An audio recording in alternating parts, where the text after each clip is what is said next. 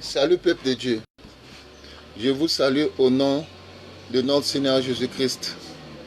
Ce matin, je viens une fois de plus vous parler de la manière dont un couple doit se comporter.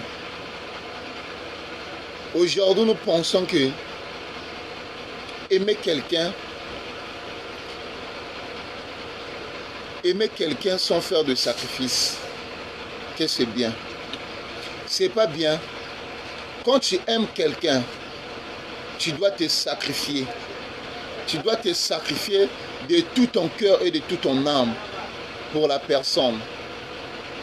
Ne pensez-vous pas que toi, ma soeur qui m'écoute, tu penses que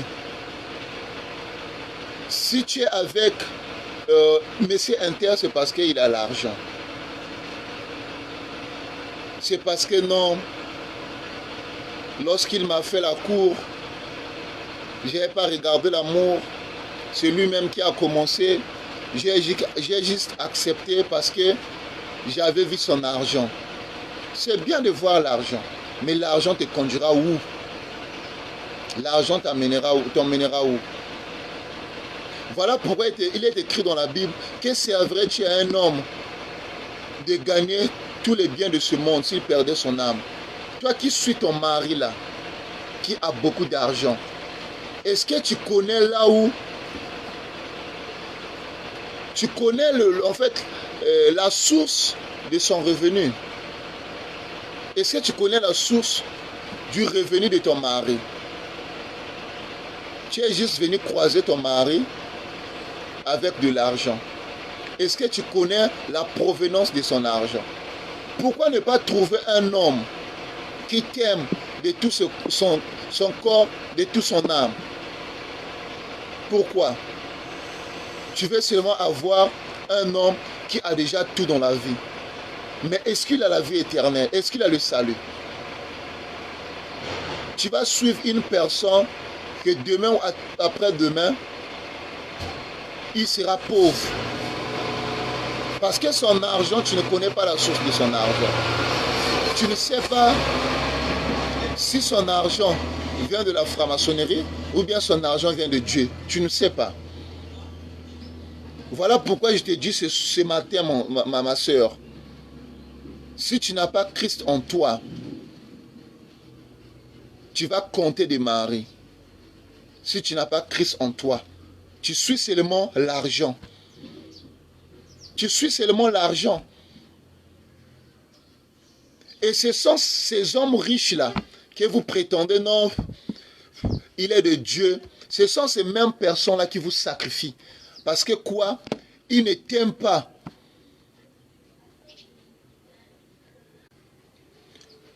Toi là, ma soeur, tu n'aimes pas ton mari. Tu regardes seulement sa poche. Parce qu'il a beaucoup d'argent.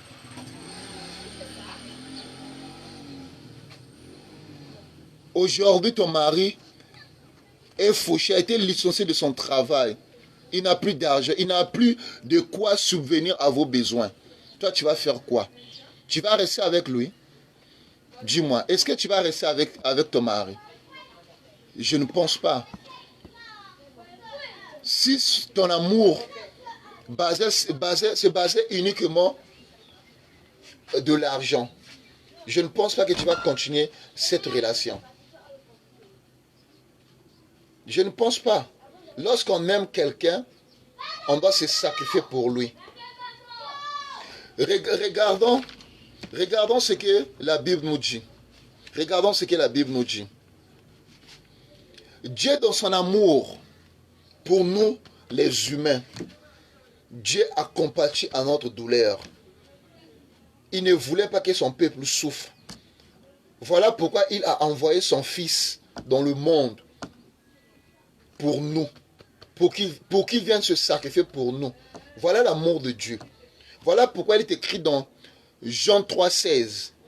Car Dieu a tant aimé le monde qu'il a donné son Fils unique afin que quiconque croit en lui ne périsse point, mais il ait la vie éternelle. Voilà l'amour de Dieu. Dieu n'a pas regardé à notre poche. Non. Dieu n'a pas regardé à notre poche. Il a regardé juste l'amour qu'il porte pour nous. Juste l'amour qu'il porte pour nous. Voilà pourquoi je t'annonce les 10 conseils pour bien vivre une vie de couple. Ne regardons pas d'abord l'argent. Suis bien mon frère, suis bien ma soeur. C'est 10 conseils. Suis bien mon frère, suis bien ma soeur. C'est 10 conseils pour bien vivre une vie de couple. Le premier point, faites de Dieu la base de votre relation. Ça, c'est au premier point. On n'a pas évoqué l'argent ici. Ça, c'est le premier point. Faites de Dieu la base. Voilà. Excusez-moi, la connexion me dérange un peu. Voilà, au premier point, on nous dit, faites de Dieu la base de votre relation. On n'a pas évoqué l'argent ici. Au premier point, on n'a pas parlé de l'argent, on a parlé de Dieu. Il faut mettre Dieu au centre de votre relation. Voilà pourquoi on nous dit dans le petit 1, priez ensemble, lisez la Bible, mettez votre couple sous la volonté de Dieu. Quand Dieu est au centre, le couple reste plus fort. Vous voyez, vous devez mettre Dieu au centre de votre relation amoureuse. Communiquer. Toujours ce même problème de connexion, je suis désolé. Deuxième point, on nous dit, communiquer avec sincérité et douceur. Si vous avez un problème dans le couple, si tu penses que ton mari te trompe, si tu penses que ta femme te trompe, ne gardez pas les rancunes. Vous devez vous mettre à table comme mari et femme. C'est communiquer. Voilà pourquoi on nous dit, ne gardez pas les rancunes. Exprimez vos émotions, vos attentes et vos frustrations avec respect. Avec respect. On ne dit pas avec violence, c'est avec respect. Si tu vois que ton mari t'a enfoncé, si tu vois que ta femme t'a offensé, ne vois pas que parce que tu es supérieur à ta femme, Dieu t'a donné l'autorité sur ta femme. Mais tu dois avoir au moins un minimum de respect pour ta femme. Au petit 3, on nous dit, soyez à l'écoute l'un de l'autre. On nous parle de l'écoute. On doit écouter. Regarde ce que moi je t'ai dit. Écouter, ce n'est pas seulement entendre. C'est comprendre ce que l'autre ressent et pense. Sans juger ni interrompre. On dit bien sans juger. Là. On dit bien sans juger et sans interrompre l'autre. Lorsque l'autre te reproche de quelque chose, tu dois l'écouter. Tu dois écouter et comprendre ce que l'autre, quel est le message que l'autre véhicule. Au quatrième point, on nous parle de respectez-vous mutuellement. Respecte ton mari, respecte ta femme, mutuellement. L'amour, le respect est réciproque, comme disent les Français. Le respect est réciproque. Dans le couple aussi, c'est comme ça. Le respect est plus fort que l'amour émotionnel. Il se montre dans les paroles, les gestes, les décisions et les silences. Quand tu aimes ton conjoint ou ta conjointe, est-ce que tu ressens ce que l'autre ressent? Est-ce que tes paroles-là, que tu libères dans ta bouche, est-ce que c'est bon pour ton partenaire ou ta partenaire? Changeons notre langage, notre manière de parler. C'est cette manière-là qui nous induit aux erreurs.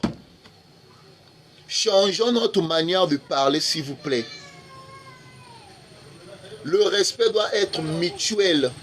Obligatoire, le respect doit être mutuel.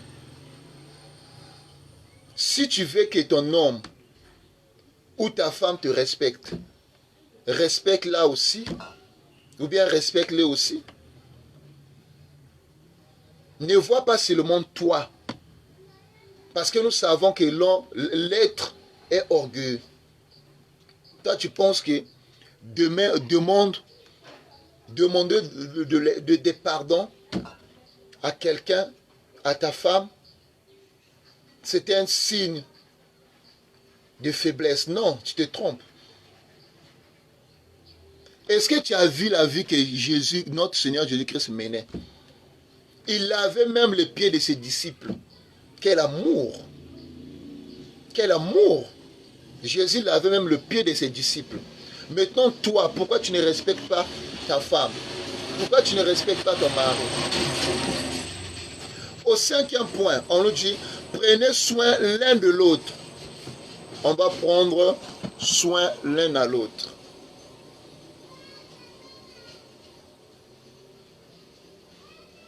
On dit bien, prenez soin l'un de l'autre. Montrez votre amour par des actions, des paroles affectueuses et du temps de qualité. On doit disposer notre temps pour notre couple. On doit montrer de l'amour et de l'attention l'un de l'autre. Toi, l'homme, tu t'en fous de ta femme. C'est parce que tu as l'argent. Tu t'en fous de ta femme. Tu prends des concubines dehors, alors que tu as déjà quelqu'un dans la maison.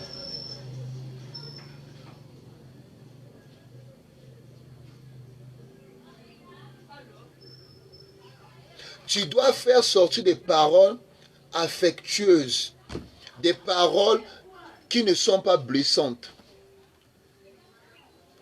Imagine ta femme t'insulte, ou bien ta femme incite ta mère, ou bien ton père. Qu'est-ce que tu vas ressentir au fond, au plus profond de toi? Tu risqueras même de taper ta femme, ou bien de la chasser de la maison. Mettons, toi, tu veux le faire. Tu veux insulter ta femme. Tu veux insulter ta femme, parce que ta femme... Je ne sais pas quoi vous dire. Ta femme est tout pour toi. C'est celle-là qui te donne la raison de vivre. C'est avec elle ou bien avec lui que vous allez fonder votre petite famille. Demain ou après-demain, votre père ou votre mère, vos parents vont mourir. Mais ton mari, si Dieu le garde, ou ta femme, Dieu la garde. Vous allez fonder votre vie de couple ensemble. Vous aurez des enfants ensemble. Donc, faisons sortir des bonnes paroles, des paroles d'amour, qui viennent de notre cœur. Parce que la Bible nous dit quoi? C'est par l'abondance du cœur que la bouche parle. Donc, vos paroles-là doivent provenir du cœur pour ne pas blesser quelqu'un. Au 6e point, on nous dit, soyez patient dans le moment difficile. On doit être patient dans les moments difficiles. On doit être patient dans les moments difficiles. Les femmes ne supportent plus la galère. Nos sœurs ne supportent plus la galère. Ce n'est pas parce que ton mari ne t'aime pas. Oh non, il m'aime pas. Non, ton mari t'aime. Si l'expression de l'amour ne sort plus fréquemment, c'est parce que ton mari pense que l'argent, en fait, l'amour, c'est l'argent. Non, c'est faux. On doit être patient dans la vie, même dans le moment difficile. Dans le bonheur, c'est bon. Dans la misère également aussi, c'est bon. Mais je sais une chose. Je sais une chose. Le Dieu que nous servons, le Seigneur Jésus-Christ, ne peut pas nous voir dans l'état de souffrance. Parce que la souffrance n'est pas réservée aux enfants de Dieu. C'est impossible. Dieu a déjà souffert sur la croix pour nous. Jésus a pris tes péchés. il s'est fait pécheur. Pour que toi là,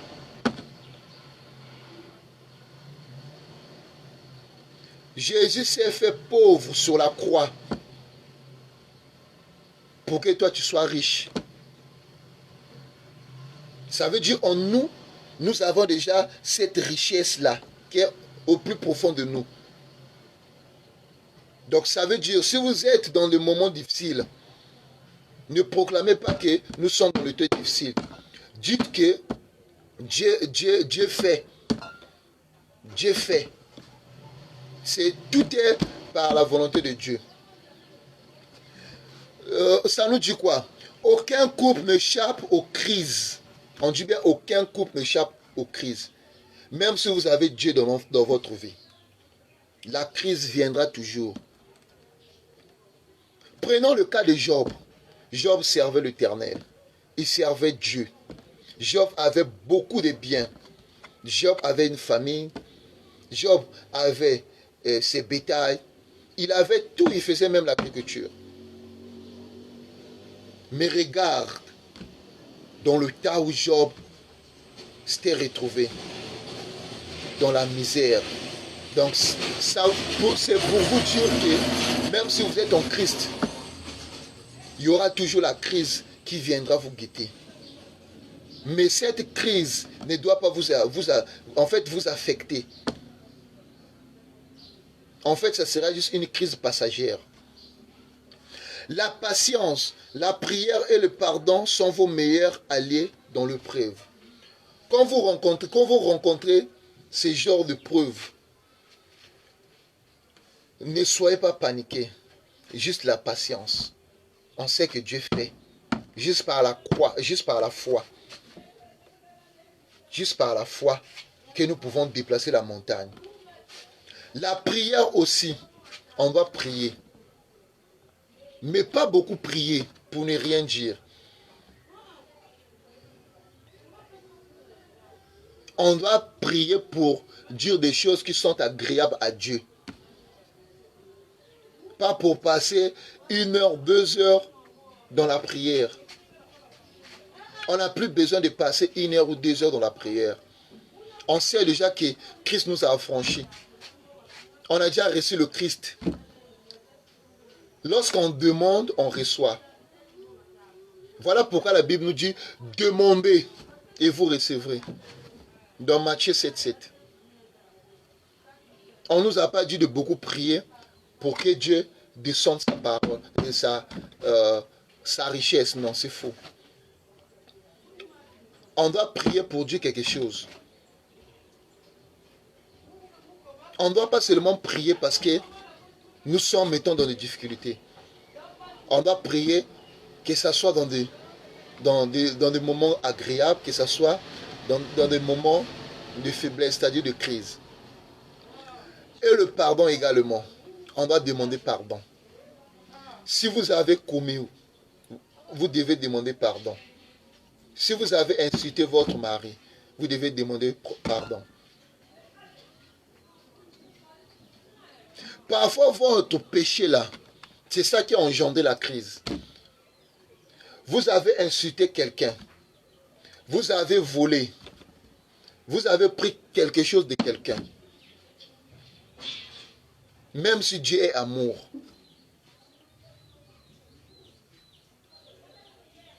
Même si Dieu est amour. On dit que votre péché vous atteindra.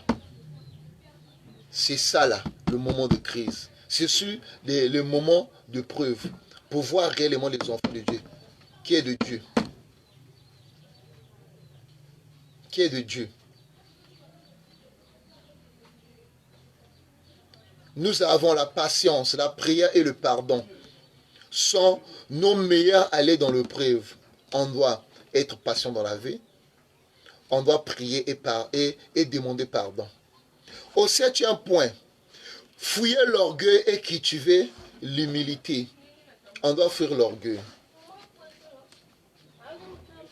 Toi qui marches avec les épaules en haut, c'est parce que tu as beaucoup d'argent. Non. Les épaules en haut, un jour, on va couper cela. Vous devez cultiver l'humilité. On dit que l'humilité précède la gloire. Sachez reconnaître vos torts. Vous devez reconnaître vos torts. Si vous avez offensé quelqu'un, reconnaissez que vous avez offensé quelqu'un. Demandez pardon. C'est le même côté-là. Dans le 6e point, on revient encore dans le pardon. Et cherchez à vous améliorer. Améliorer votre manière de voir les choses, votre comportement. Le pardon protège le couple. Si vous demandez pardon, votre couple sera pardonné. Ne pensez pas seulement, tu t'agenouilles pour demander pardon à Dieu. Oh non, Seigneur, pardonne-moi parce que j'ai insulté ma soeur, j'ai insulté ma femme, j'ai insulté mon mari. Mais est-ce que tu as d'abord demandé pardon à celui que tu as offensé avant de demander à Dieu? Demande d'abord pardon à la personne qui est proche de toi.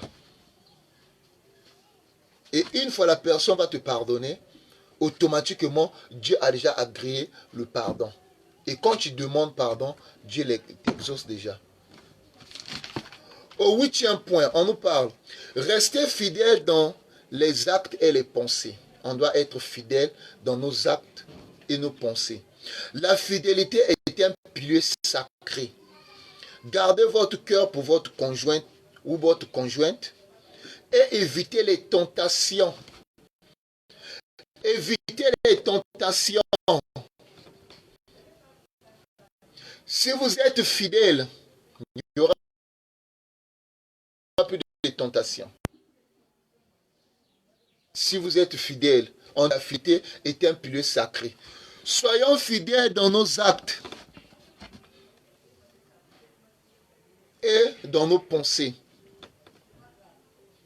Quand ton mari sort, toi tu penses que après le boulot, ton mari va encore quelque part, va voir la sœur ou je ne sais qui. Ou bien ta femme, après le boulot, va voir un monsieur quelque part. Plus tu proclames ces mots-là au plus profond de toi, et cela va se manifester. Soyons fidèles dans les actes et les pensées. On ne doit pas penser négativement, surtout quand nous sommes dans une vie de couple. On ne doit pas penser négativement. Que non, mon homme me trompe. Qui t'a dit que ton homme te trompe? Qui t'a dit que ton homme te trompe? Même celle ou celui qui te dit que ton homme te trompe. Toi, tu crois à ça? Où est ton amour? Tu veux inviter en fait l'infidélité dans votre relation.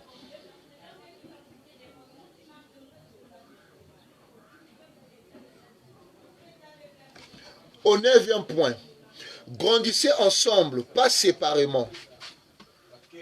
Vous devez grandir ensemble. Raison pour laquelle, quand vous faites votre choix, regardez bien. Vous devez bien regarder avant de faire le choix. Parce que imagine, si tu es avec monsieur Intel parce qu'il a beaucoup d'argent, toi ma soeur, c'est parce que monsieur Intel a beaucoup d'argent. Est-ce que penses-tu que demain, vous serez toujours ensemble? Il va te pomper des eaux. Ou bien tu es seulement là pour profiter de ta femme. Est-ce que vous avez un projet pour votre vie? Un projet commun, ensemble. Est-ce que vous avez des projets d'ensemble? Ici, on nous dit, et des projets communs. Toi et ta femme, vous devez avoir des projets communs, des projets d'avenir. Demain, après-demain, vous serez des parents. Vous aurez des enfants. Mais vos enfants-là vont suivre quel chemin? Quel chemin vous avez tracé pour vos enfants? Quel héritage vous allez laisser pour vos enfants? Si vous n'avez pas de projet commun, toi et ta femme. Tu travailles aujourd'hui, c'est bien. Tu travailles, c'est bien. Lorsqu'on travaille, c'est bien. Mais est-ce que tu dis à ta femme que chérie, avec mon salaire, qu'est-ce qu'on va faire pour l'avenir de nos enfants? Qu'est-ce qu'on va faire pour garantir notre futur et le futur de nos enfants? Encouragez-vous mutuellement. Vous devez vous encourager.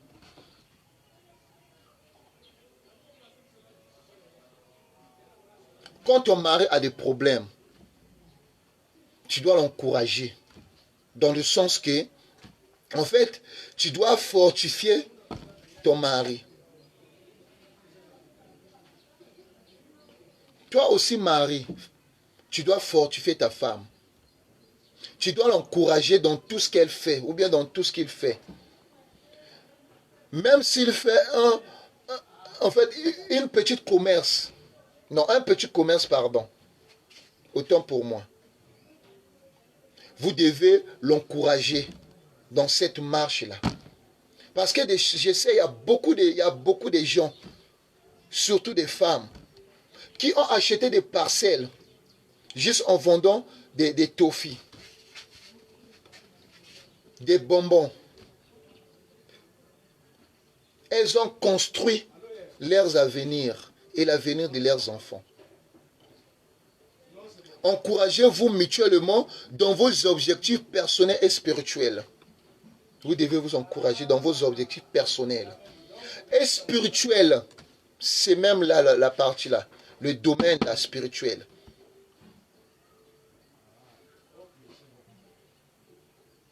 La spiritualité, c'est ça qui retient notre relation, qui maintient notre relation. Et au 10e et dernier point, on nous dit, célébrez votre amour régulièrement. Prenez le temps de vous redécouvrir. C'est dans le sens que vous devez être ensemble. Vous redécouvrir. Ne restez pas seulement dans la maison. Vous devez aussi marcher. Découvrir de nouveaux lieux et de nouveaux horizons. Nous ne sommes plus dans le temps où nos mamans restaient seulement dans la maison, étaient considérées comme femmes de maison. Nous sommes maintenant dans une ère où on doit en fait découvrir de nouveaux endroits. De rire ensemble. On doit rire ensemble. Faire des comédies ensemble. On doit rire ensemble. On doit jouer ensemble.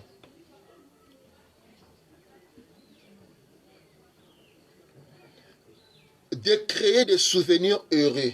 On doit créer des souvenirs heureux.